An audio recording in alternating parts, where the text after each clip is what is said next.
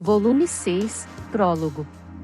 O campo de batalha poderia ser resumido em um único mundo, macabro.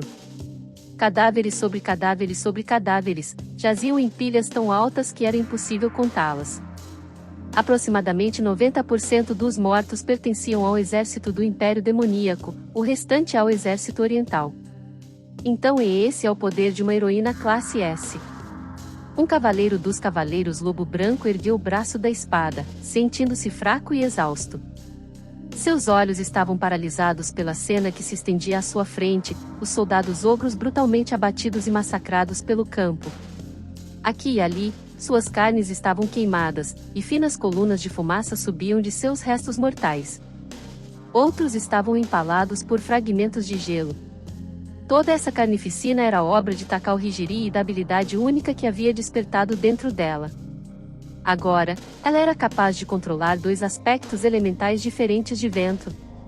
E os usava no campo de batalha para devastar o inimigo com destruição a longa distância.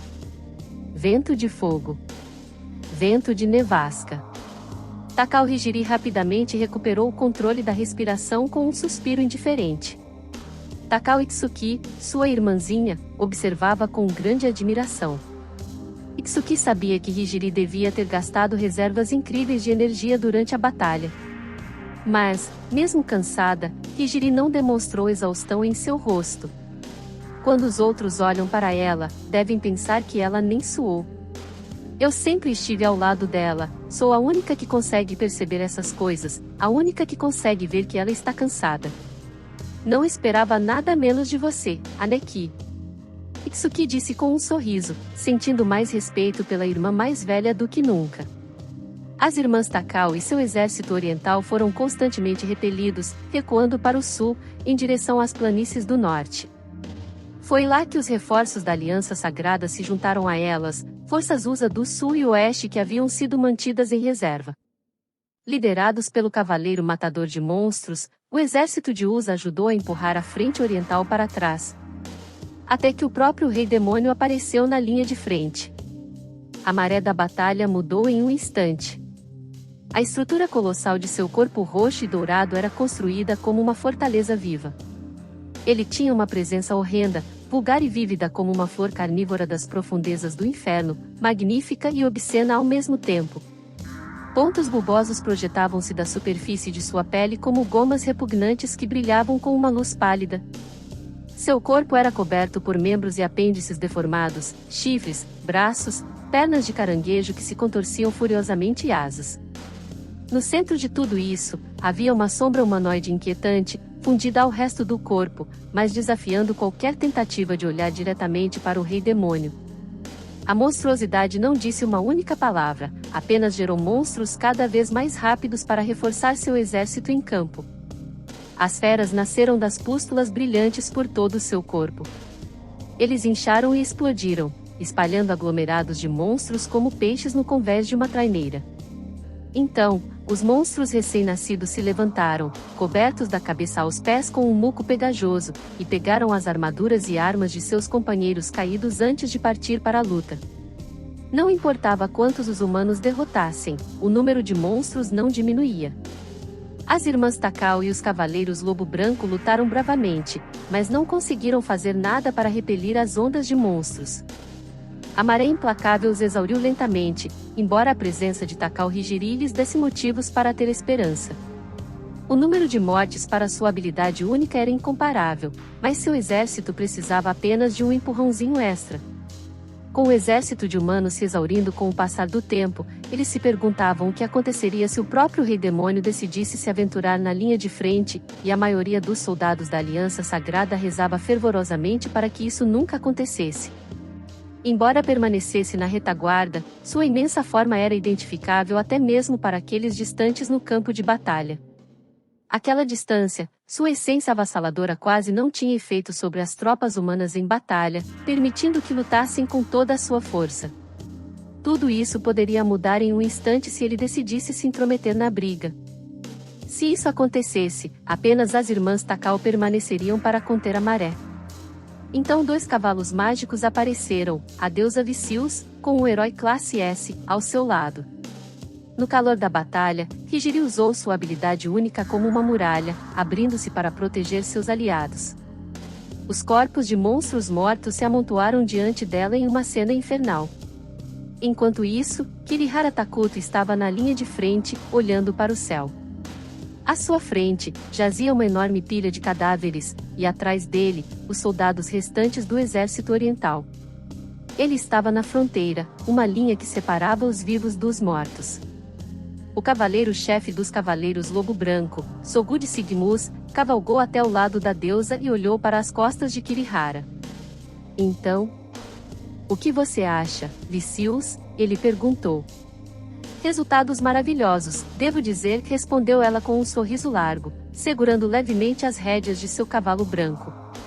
Niantan cavalgava ao seu lado, seguida pelas irmãs Takao. O rei demônio recuou, e não perdemos um único herói classe S, disse Sogud, estreitando o olhar e mirando o campo. Ainda não. Parte de mim acha que isso pode ser bom demais para ser verdade.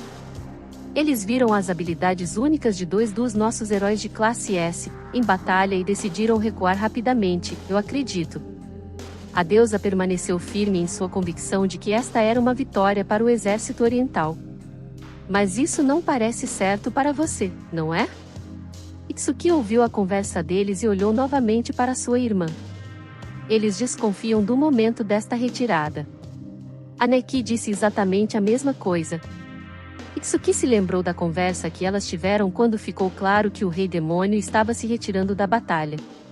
Ele simplesmente correu, ela disse à irmã. Que decepção! Não parece que ele se retirou por medo de nossas habilidades únicas. Você acha? Imaginei que ele se assustou e fez trilhas. Ele não demonstrou nenhum sinal de avançar em direção às nossas fileiras durante a batalha, observou Higiri. Mas houve um momento. Senti uma certa hesitação nele. Sim, como se algo bastante irregular tivesse acontecido. Sério? Não senti absolutamente nada, disse Itsuki. Mais um palpite, na verdade. Talvez o rei demônio realmente tivesse a intenção de esmagar este nosso exército oriental.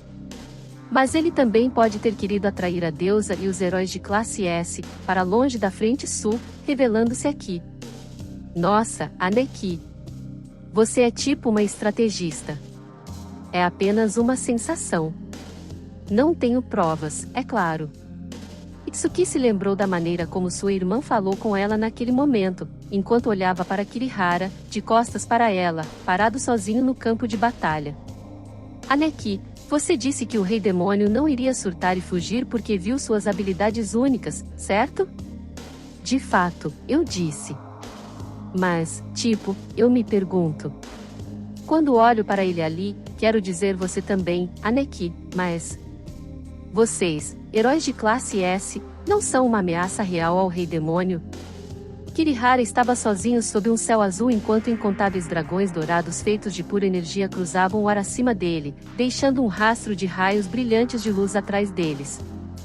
Metade dos corpos de monstros que jaziam à sua frente tinham partes faltando, como se partes tivessem sido simplesmente cortadas.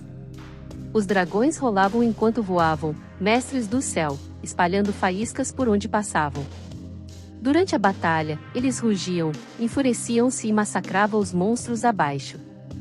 Foi um massacre, com os soldados ogros completamente devorados pelo fogo implacável dos dragões dourados liberados pelo herói dourado. Agora, eles permaneciam acima. O rei demônio fugiu, não é? Kirihara estalou a língua e olhou por cima do ombro para seus aliados, com nada além de suprema confiança estampada no rosto. Bem, pelo menos finalmente chegamos. Vocês me viram em ação? É inconcebível que você não tenha conseguido. Ficará gravado na sua memória. Hoje é o dia em que seu rei começa, Kirihara começa, eu começo. Agora. Ele ergueu a mão direita, apontando a palma para aqueles atrás dele, como se ostentasse sua força. Este é Kirihara.